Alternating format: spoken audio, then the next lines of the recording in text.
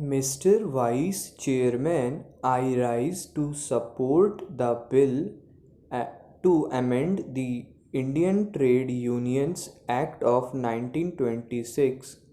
The Act of 1926 was an enabling act which only provided for the registration of trade unions and for their immunity from civil liability.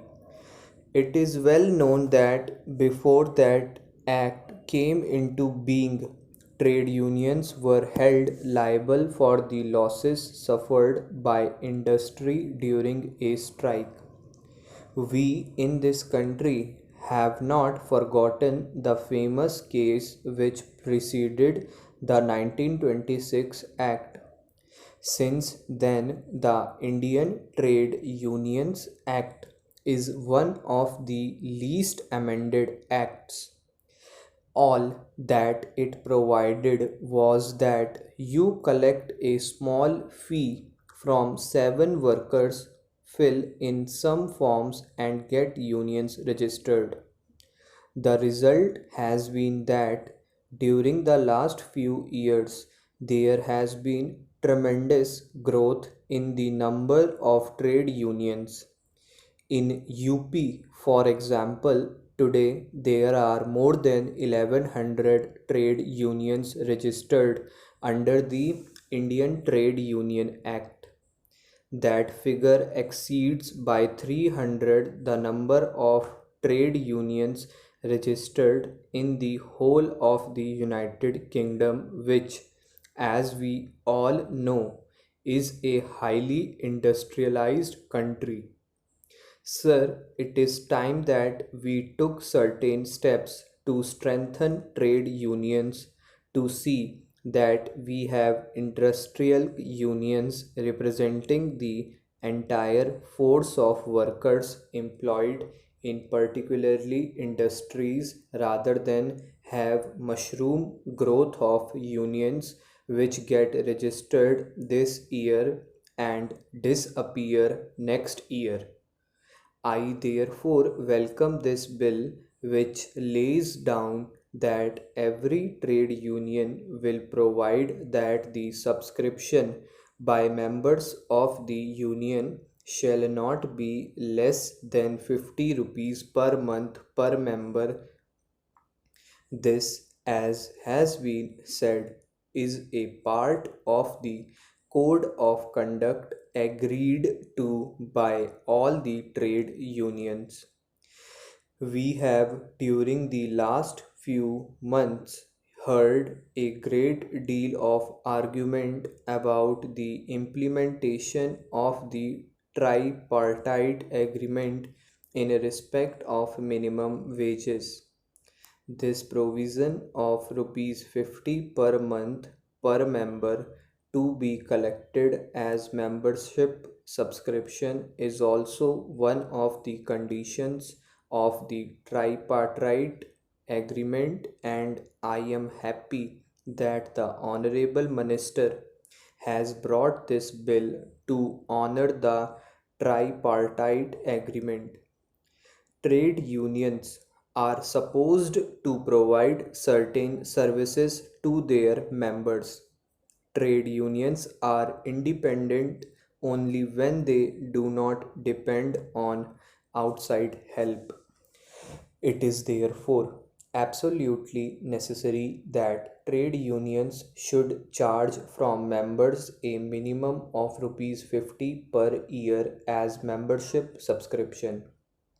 Unless that is done, trade unions cannot have resources to enable them to provide the minimum services to their members. We have seen that the infiltration of trade unions by political parties, infiltration of whole timers of political parties into trade unions does not help them. Trade unions, to be healthy, should have their own whole time functionaries. How can a trade union which does not charge from its members even a minimum of rupees 50 per year ever hope to provide an office, some staff, and some whole time functionaries to lead the union. Therefore, it is absolutely necessary that such a provision should be made. It was about 2 years ago that a code of conduct was agreed upon. Some enlightened trade unions, particularly the unions which owed allegiance to the INTUC, have changed their constitution and have a minimum subscription of rupees 50 per year. But we find that certain other unions, for reasons best known to them, have not yet honored the undertaking which they gave. It is therefore absolutely necessary that the law should make it compulsory for a registered trade union to have that minimum subscription.